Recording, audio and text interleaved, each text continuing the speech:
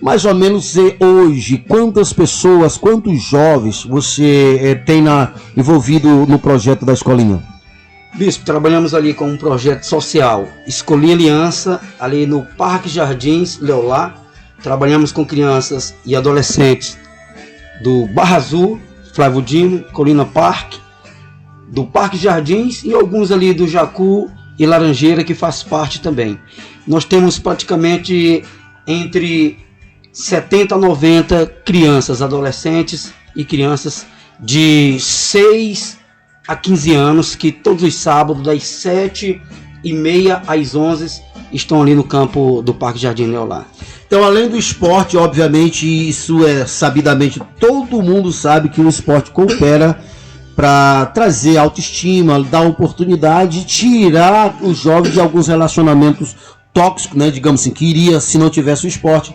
Mas, além disso, você também, obviamente, como pastor e como servo do Deus Altíssimo, se preocupa em transmitir os valores do reino que dificilmente eles teriam naquela fase da vida dele, e isso com certeza vai estar somando. Então já é tradição.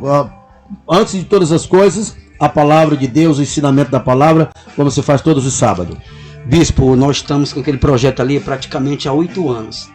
O início não foi fácil, trabalhando com crianças, e tinha já uns de 13, 14, 15 anos, e esses no início estavam dando trabalho, alguns rebeldes, alguns usuários de droga, do álcool, e através da palavra de Deus que nós passamos, nosso projeto inicia às 7h30, tem a merenda, depois da merenda vamos levar aquele momento de reflexão da palavra de Deus, e esse momento de reflexão da palavra de Deus tem cooperado muito na vida desses jovens que eram usuários de drogas, que eram alcoólatras, mesmo sendo de 13 a 15 anos, nós percebíamos que tinha esse tipo de comportamento na vida deles, e hoje eles praticamente estão com seus 20, 21 anos de idade, e praticamente todos que trabalharam conosco, que passaram conosco naquele projeto, hoje estão casados, estão trabalhando em empresas. Nós temos funcionário que passou pelo projeto na Vale, na Gusa, nós temos na Globo, Farmácia Globo, temos no Mix Mateus, temos no aquele local de evento lá do banho, Aquavip. Nós temos em vários locais jovens que passaram pelo nosso projeto. E hoje as mães, quando me vê, ou eles mesmos, me apresentam para sua esposa, me apresentam para os seus filhos, que é o pastor que cooperou na minha vida, que me ensinou e me ajudou a sair desse mundo errado. E nós temos sempre frisado que quando o jovem não tem o contato com a palavra de Deus, a possibilidade dele continuar no erro é grande. Sabe por quê? Porque quem nasce e se cria naquele ambiente de prostituição, de drogas, de alcoolismo, que é comum no meio da sociedade, a tendência é ser o próximo, daqui 10 anos, 5 anos, é ser o próximo alcoólatra, é ser o próximo pessoa usuário de droga. Mas quando tem essa intervenção via a palavra de Deus, nós vamos formar não só atletas, que nosso alvo não é só formar um bom jogador de futebol, mas formar um bom cidadão, um bom pai de família. Preparar ele para o mercado de trabalho. Nós frisamos direto. Os futuros funcionários do Paraíba, do Mix Mateus, da Gusa, da Vale, estão aqui. Os futuros vereadores, os futuros professores, o futuro da nossa cidade está nessa faixa etária de 10 a 15 anos ali. Você sem respeito à vida alheia causa na sociedade. Então a gente sabe que é muito pouco, né, o que nós estamos fazendo, mas é tudo que a gente pode fazer. Então a gente sabe que semeando a palavra, a semente no coração, essa semente ela tem o poder de se espalhar lá na sua casa, como você está falando aí. É notável a mudança de resultado, muitas vezes, já aconteceu muitas vezes em nosso meio. Às vezes só uma pessoa da família inclina para o convívio conosco com a palavra, então o tempo se passa e se nota, fica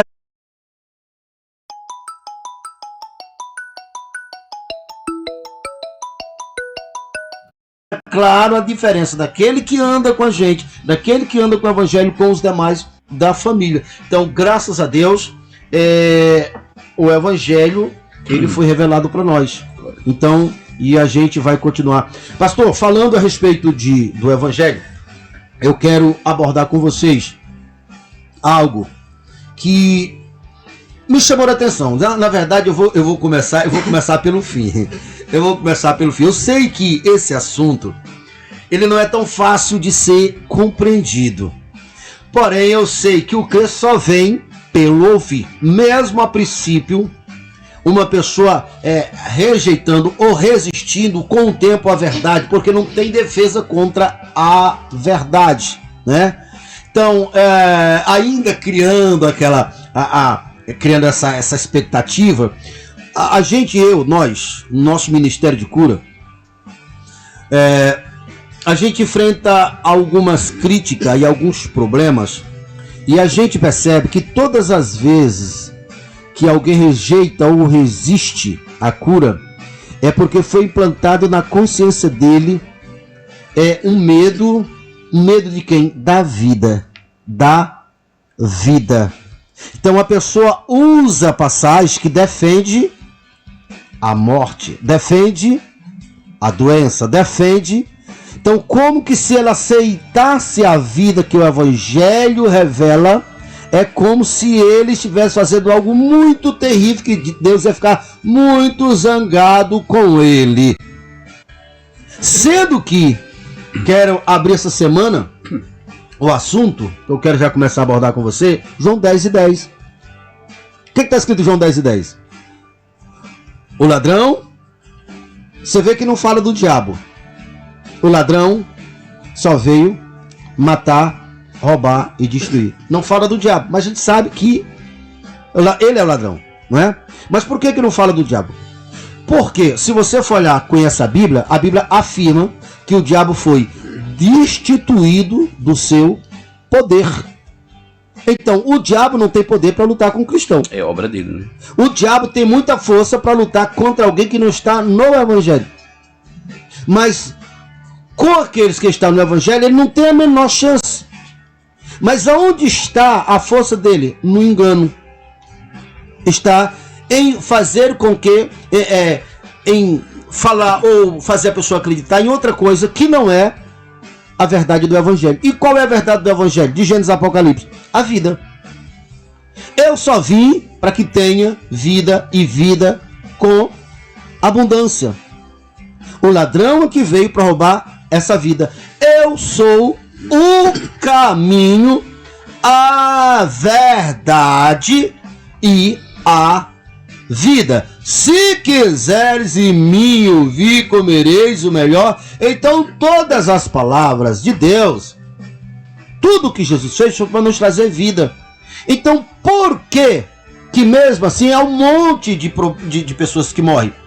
A própria palavra, já quero concluir minha fala, a própria palavra explica. Porque Deus enviou seu único filho para todos que nele crê, não pereça. Dá uma olhadinha ao redor, se todos os dias não tem gente perecendo. Agora, por que tem pessoas perecendo? Porque essa é a vontade de Deus ou porque Deus falhou? Não.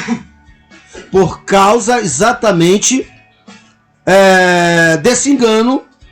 Porque inclusive lá onde eu acabei de citar, João 3,16 fala, porque ele veio não para condenar o mundo, ele veio para salvar o mundo. Mas a condenação se dá por quê?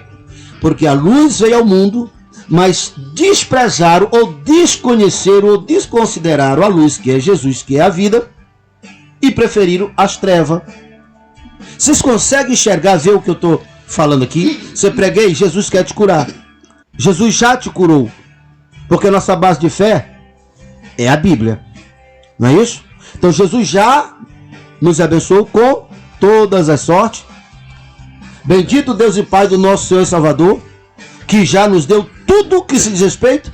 Você não vê a única vez, ele deu a vida, mas ele também deu a morte. Não. A morte é exatamente a que ele veio para nos salvar dela. Então, se a gente for olhar, a morte e a dor e tudo que acontece de errado está exatamente bem aqui nesse ponto de engano, que é o que João 10 diz ao ladrão. É você deixar de acreditar assim. Deixar de acreditar na vida. que é o maior pecado, é deixar de acreditar em Jesus. Jesus é a vida. Eu só vim para que tenha vida e vida com abundância. Verdade. Não é verdade? O diabo, ele criou, né, ele formou, né, ele criou o pecado. Então o pecado trouxe cegueira espiritual com respeito entre o homem e Deus, né? Daí em diante ele começa a governar as pessoas. Então as pessoas precisam dessa luz, que é o que nós estamos trazendo aqui, que é o evangelho, que transforma, que liberta, que cura, que o senhor falou. É a vida. É a vida. Jesus, ele é a vida. Então ele é o Deus encarnado, que morreu, ressuscitou no nosso lugar, para que através desse efeito pudéssemos ter a vida eterna, né? Então a palavra de Deus diz aqui, ó, e a vida eterna é esta, que te conheçam a ti e o único Deus verdadeiro, e a Jesus Cristo, o quem enviaste. Então veja que a palavra está dizendo que a vida eterna, quando a gente fala de vida abundante, não é só meramente uma vida, ela transcende, a vida abundante transcende a questão... A questão de ter coisas, é isso que quer dizer? Exatamente. Ter coisas, ter bens. Exatamente.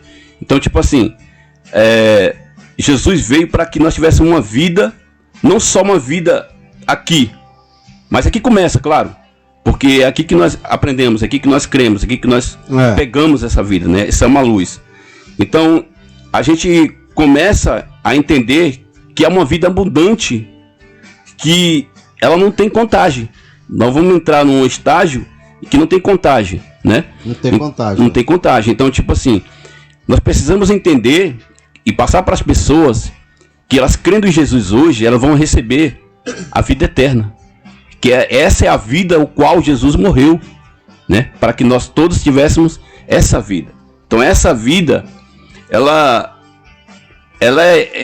Lá nós já somos vencedores, não é isso? Deus. Então quando a gente separa uma coisa do outra, mas isso só é possível você crer nesse nível quando você morre e nasce de novo. Morre o homem dos sentidos, você separa, você vai... O homem dos sentidos, né? Os 5 sentidos. Esses 5 sentidos ele serve para viver aqui. Ele serve para comunicar-se com o outro ser humano, com as coisas naturais. Mas os 5 sentidos não conseguem entender a Deus. Sim, a Deus. Se entende Deus pelo Espírito, né? E Espírito é exatamente essa consciência desperta. Que a minha base de fé, a nossa base de fé, é aquilo que está escrito, por exemplo, em Romanos capítulo 8 e o verso o quê?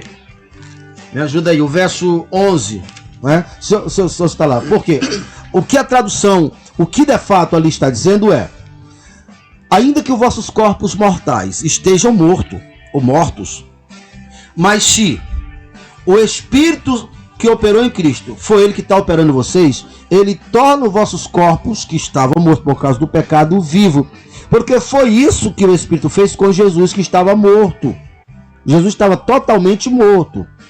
Então quem foi que deu vida para o Espírito, para o corpo de Cristo? Foi o Espírito. Pois é, esse mesmo Espírito que pegou Jesus dentre os mortos, a Bíblia diz com todas as letras. Em Efésios, em Colossenses e lá em Romanos 8 e 10. Então o mesmo Espírito que ressuscitou Jesus dentre os mortos, se é ele que opera em vocês, ele também, ainda que os vossos corpos estivessem mortos, ele pega os seus corpos mortos e torna e enche ele de vida. E a partir daí não é só uma coisa para fazer ir embora, não. Ele permanece em você, porque nós fomos projetados depois da ressurreição de Cristo, porque aqui que é o cristianismo. O cristianismo, ele não é uma religião. Não é uma religião. Mesmo tendo campo religioso, a questão que se diz respeito ao ser humano, as organizações, aí segue o mesmo padrão de qualquer outra religião. Mas o grande diferencial do cristianismo é porque o cristianismo, ele crê no Deus ressurreto, né? Então a vida de Cristo, a vida ressurreta, foi a que ele enviou, que é o Espírito Santo, e ela veio para morar permanente no homem.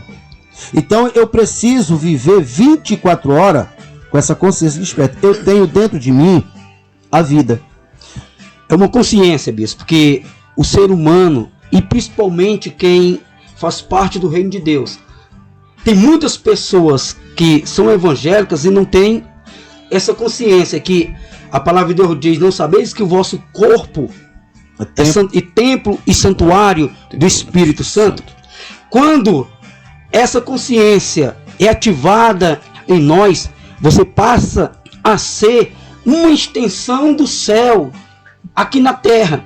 Então, todas as coisas que não condiz a respeito à vida, aonde tem um agente do céu aqui na terra, ele é para desfazer, mas só pode desfazer isso se essa consciência ser ativada, que você é um representante do céu aqui nessa terra.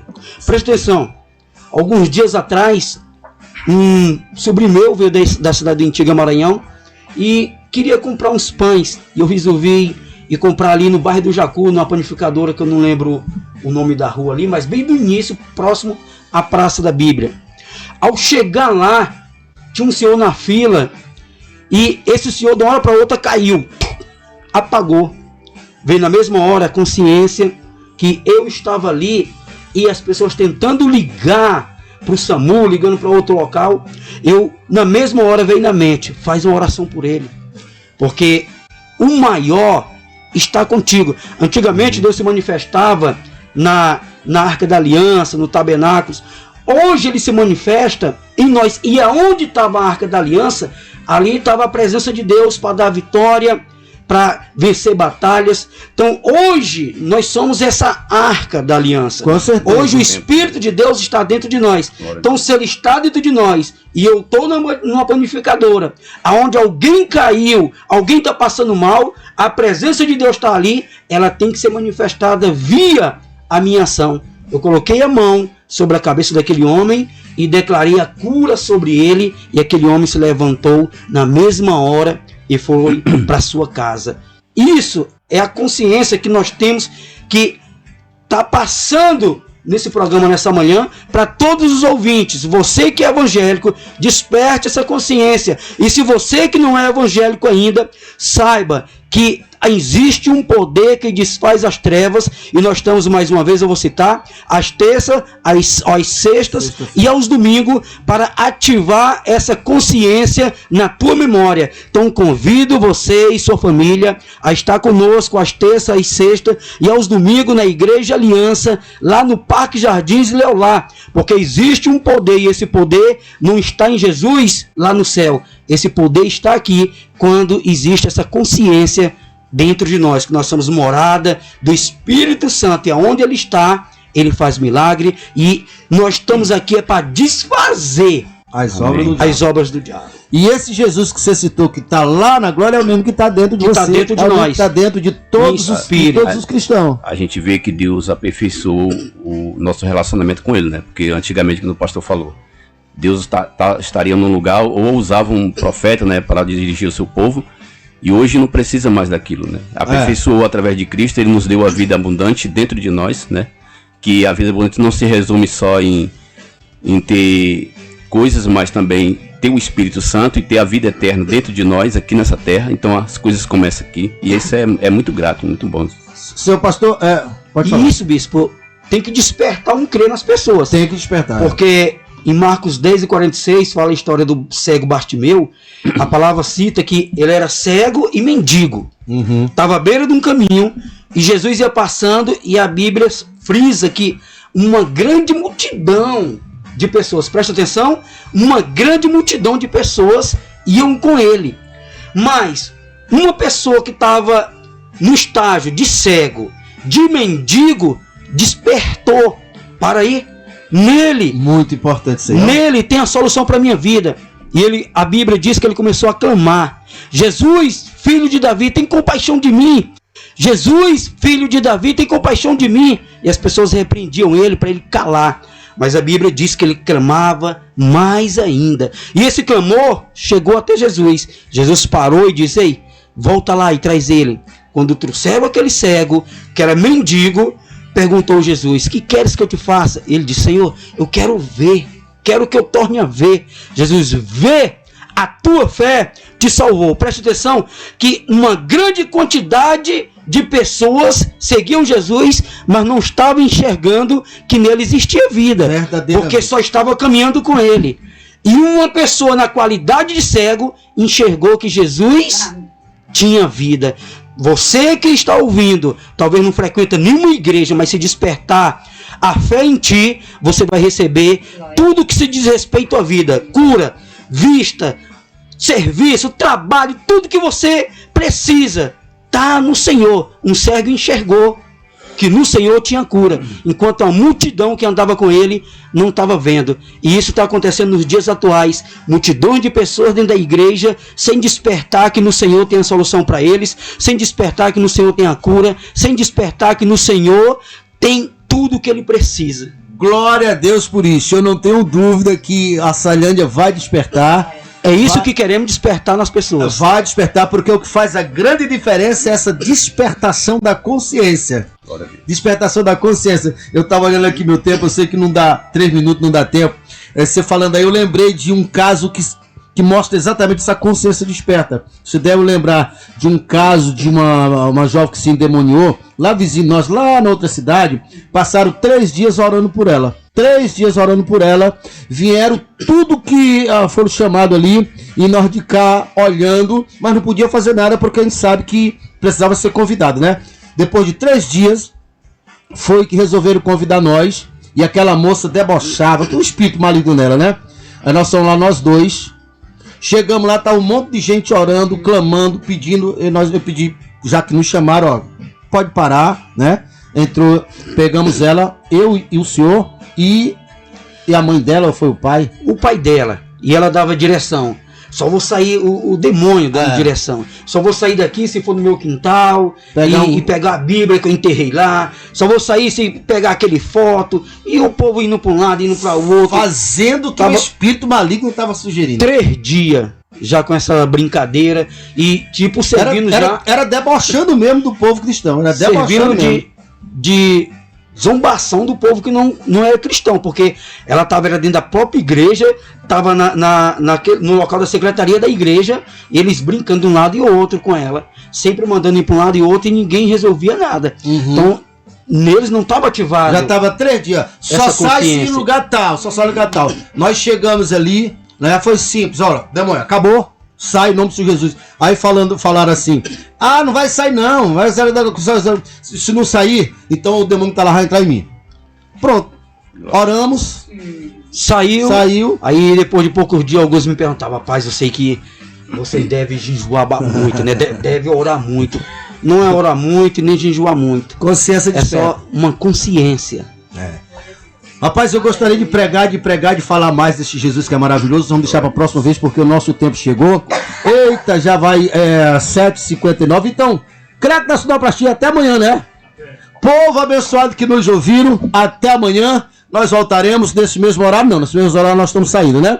Às 7 horas da manhã. Então, tchau, povo. Fique com Deus, porque nós vamos com Deus. Quero só mandar um alô aqui para nossa irmã Cleia e o irmão Adalto, lá da cidade de Goianésia, que sempre estão ligados conosco. E o nosso irmão Railan, lá de Paraupebas, também, que está ligado na Esperança FM. Amém. Valeu, povo! YWeb 488, canal de comunicação 200, Rádio FM Esperança. Rádio FM Esperança. 87,9, Açailândia, Maranhão.